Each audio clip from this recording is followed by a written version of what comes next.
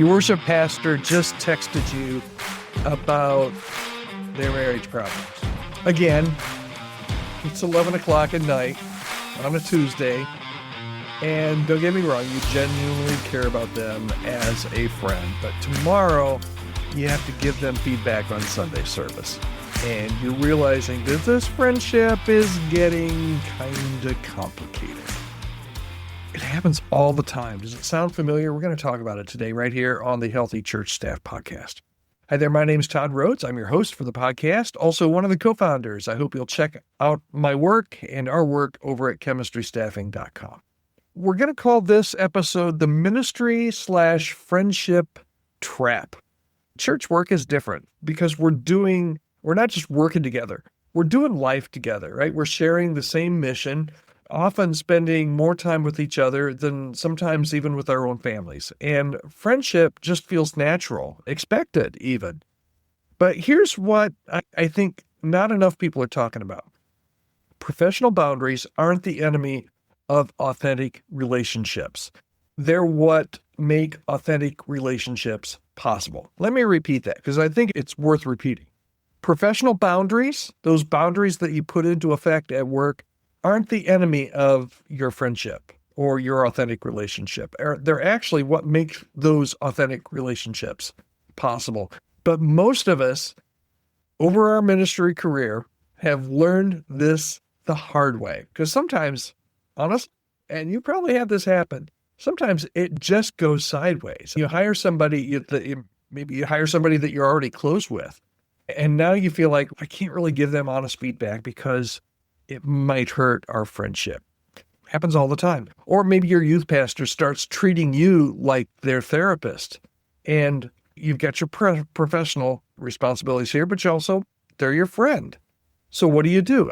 Sometimes team meetings become personal vetting sessions. Sometimes someone gets promoted and suddenly the whole group dynamic shifts both professionally and personally. People start taking their work decisions really personally, and that friendship becomes leverage sometimes, or possibility that friendship becomes leverage in those professional conversations is real. And oh my goodness, have you ever heard this? I thought we were friends. I thought we were friends becomes the response to professional accountability. Now listen. Wanting authentic relationships with your team is not wrong, but friendship without boundaries, it's just not authentic. It's messy. So what I'm going to propose to you is, I'm a both and guy. So the both and approach. And here's what that looks like, okay? You can do both and. You can care deeply about people and at the same time, maintain professional clarity. So what does that look like? You set some office hours for personal conversations. Hey, I want to hear this. Can we grab coffee this weekend? Create separate space for friendship and feedback. Be clear about which hat you're wearing, because if you don't, and sometimes you just have to clarify, okay, are we having a professional conversation, a ministry conversation here, or are we having a personal conversation? Because I just need to know what hat I'm wearing here, okay?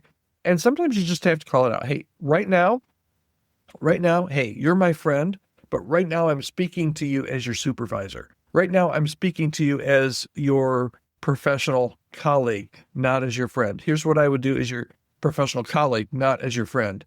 Sometimes you just need to establish those team norms about personal sharing in work settings, and don't let friendship override accountability. That's where you're going to get in trouble. Sometimes the kindest thing you can do is just to come out and be really clear about expectations and address those boundary violations quickly and gently.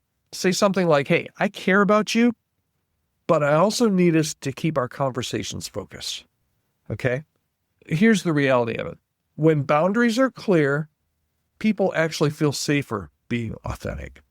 They know where they stand professionally, and they can choose what to share personally. And they don't have to wonder if their friendship will protect them from the consequences, or if the consequences will cost them their friendship or their job. So here's the bottom line for this both and strategy. The strongest ministry friendships are built on the foundation of clear professional boundaries and not in spite of them. So here's your challenge, okay? If this is something that has bitten you in the butt a few times, this week, here's your challenge. I want you to identify one relationship on your team that's gotten a little bit blurry, okay? Schedule a conversation and just start to clarify those expectations, not to damage the friendship, but to protect it. Healthy teams can be authentic teams. You just have to be intentional about both. I hope this has been helpful for you today. I'd love to hear any questions you might have, any pushback, any criticism. It'd be nice, but I'd always love to hear from you. You can always email me, podcast@chemistrystaffing.com. And if there's any way that I can help your church with staffing and areas of transition for 2026, I would love for you to reach out and let's start a conversation, see if that might make sense. All right, podcast@chemistrystaffing.com, and we will be right back here again tomorrow. You have a great day.